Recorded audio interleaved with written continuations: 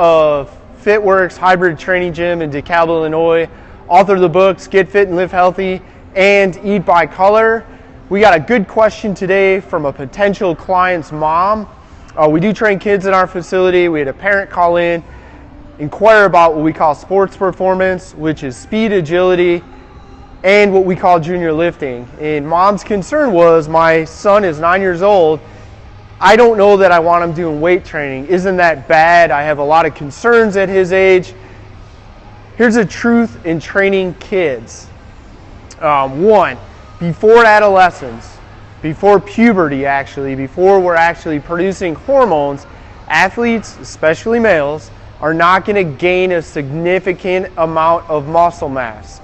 Okay, so they're not going to end up muscle bound. And actually, even if when they're a teenager, 17, 18 years old, if they have a lot of muscle, it's not going to impair their ability to play sport. They're not going to damage growth plates. Okay, that was one of the things when I was younger was a concern. If you lift weights early, you can actually stunt your growth. Unless you actually smack a growth plate, damage the growth plate, you're probably not going to cause any concern for stunted growth. Now, what we do at FitWorks when we work with kids is the following. We're not going to load up a barbell with Olympic bumper plates. We're not going to hand an athlete a 30-some kilogram kettlebell. We're not going to have them on a multi-station or like our Nautilus cable machine over there.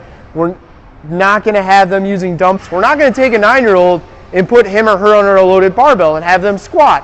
What we are going to do is give them a broomstick, PVC, or a cardio barbell, which is basically like the group fitness barbells that weigh like 2 or 3 pounds. We're going to have them use that bar, deadlift safely, properly, correctly, overhead press safely, properly, correctly.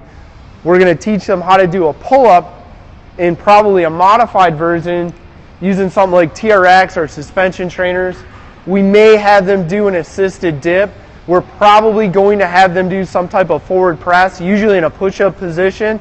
Notice things that are absent. We're not going to be doing any curls. We're not going to be doing any tricep extensions. We're probably not even going to get into any type of bench pressing outside of a forward press, probably in a push-up fashion. That all is totally safe, and what it does is it takes that 9-year-old and lays a solid foundation so that he becomes 10, then 11, then 12, approaches high school or middle school where they actually have a weight room and they have some type of like advanced, or some schools call it 0-hour PE, where the kids are doing some level of weight training. That athlete, that young man or that young girl or young woman is able to enter that weight room and safely execute the exercises. Okay? Without that foundation, normally what happens at a lot of schools is, usually it's a football coach or a PE teacher who lifted weights 20 years ago when they were a teenager. They throw everybody in there, and if you're a guy, they load up a bar and they say, all right, Johnny, get your butt under that barbell. Let's see how much weight you can squat. Well, Johnny may have never squatted. Johnny may have a valgus knee position. His knees are coming together, his heels coming off the floor, doing a quad dominant squat that's unsafe for the knees, unsafe from a balance and stability because he's likely to fall over and won't even get into potential issues for his back. So by doing movement mechanic training, which is what we do with our kids at a young age, it prepares them to enter high school, enter middle school, walk into the weight room, and safely perform weight training and actually start to get under loaded bars. The next thing we got today was, what about track as a sport? Well, one of the things that never gets talked about is this. Non-traditional sports. We always hear about football, basketball, baseball, softball, and volleyball. To play those sports. Being active in track is awesome. Being active in golf is awesome.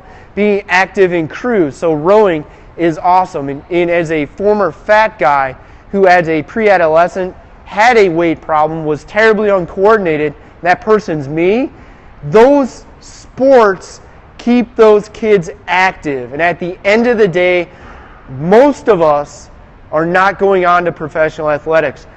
Most of us are not going on to collegiate athletics, but we're all going to go on with our lives, and those activities are going to kind of build a foundation or background that may mean that track has attention to them, We don't invest enough resources in them, but at the end of the day, it's about helping kids be active today and for the rest of their life into adulthood.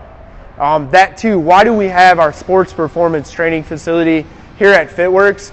Everybody thinks it's like, well, so you can help that athlete get to college, so you can help that athlete go to the professional arenas. Yes, that's true, but selfishly, as somebody that hasn't played organized sports since he was in 7th grade, somebody that knows what it's like to be the last one picked, somebody who knows what it's like to play 2 innings in the field and bat once because those are league rules, we want to give kids the tools, the movement mechanics that allow them to actually be decent at athletics.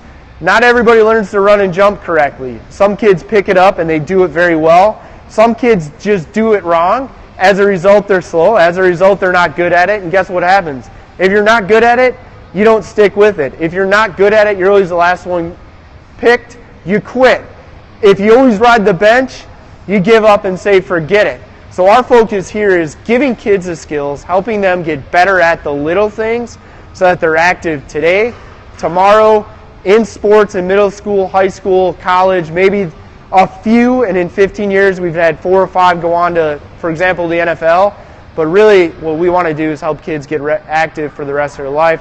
I'll give you an example. We had a girl, her freshman year, she was lucky to make B-team volleyball. She's on varsity, okay? So teaching those small skills, those small movement things mean kids get the things they need to be active today and for the rest of their life. The last thing, what is up with programs like Nutrisystem or the prepackaged meals? It could be Seattle Sutton. It could be Weight Watchers out of the freezer section of the grocery store. Bottom line is, 1, they're often more expensive. 2, you can't control what's in them. 3, though they do offer convenience and portability, you're going to be better served at doing stuff for yourself. Why? Because you're going to be able to do it for the rest of your life. And at the end of the day, with the cost of some of the prepackaged meals, you may be able to stick with it for 1, 2, or 3 months. But really, we want long-term. Long-term means lifestyle. Lifestyle means it's something you have to be able to do on your own the rest of your life. Ray Binkowski, owner of FitWorks in DeKalb, Illinois, author of Eat by Color and Get Fit and Live Healthy. Thanks for tuning in.